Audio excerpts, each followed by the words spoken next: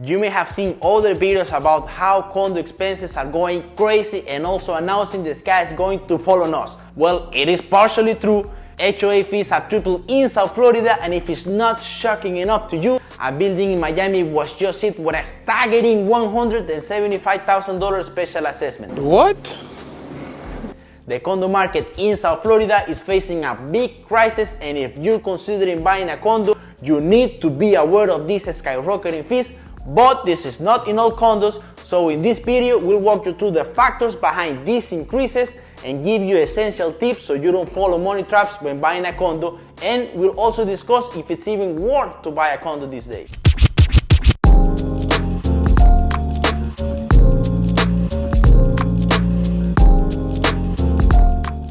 Hello my friends, welcome to this South Florida channel. My name is Jesus Balbuena. I'm a realtor, and every single day I help people like you on their questions about moving and investing in South Florida. It's the best feeling in the world, so don't be shy to shoot me a text or call me or send me an email if you have any questions. So why are association fees so high right now? First, keep in mind that if the building has a lot of amenities, then it's more likely the HOA fee will be higher. Someone has to pay for that beautiful pool, right? On the other hand, buildings with lower fees may have fewer amenities or insufficient reserves. Over the past year, the economy has gone through the biggest inflation since the 1970s, so just like the price of eggs are higher now, the cost for maintenance in all buildings have also increased, affecting our monthly fee.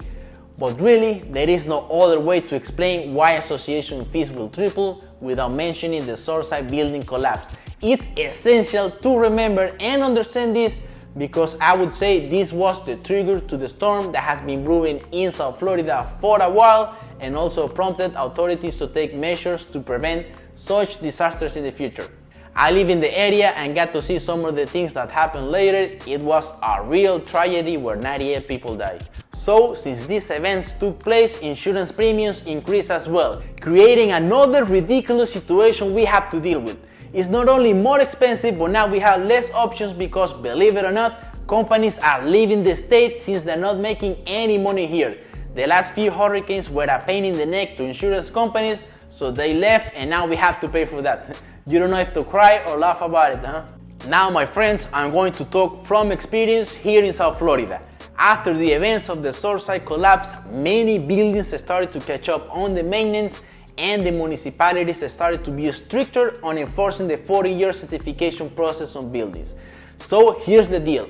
Buildings are supposed to have financial reserves for major repairs, but most of them don't, especially here in Broward and Miami, and there are a few reasons for this.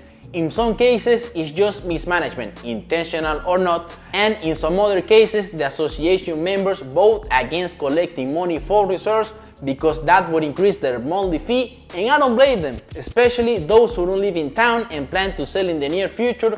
Why would they want to pay more? So we have the inflation plus the insurance situation we discussed and the lack of reserves. All these are very dangerous ingredients, right? Well, check this out. The Surfside bill was introduced to address the issue of insufficient reserves in condo buildings.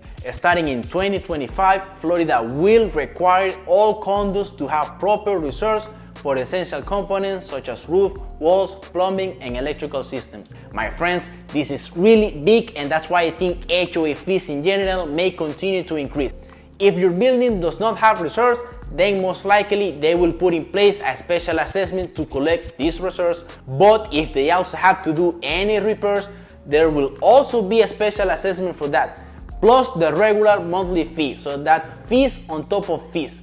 I'm sure after knowing all this, you will reconsider if buying a condo in South Florida in 2023 is a good idea.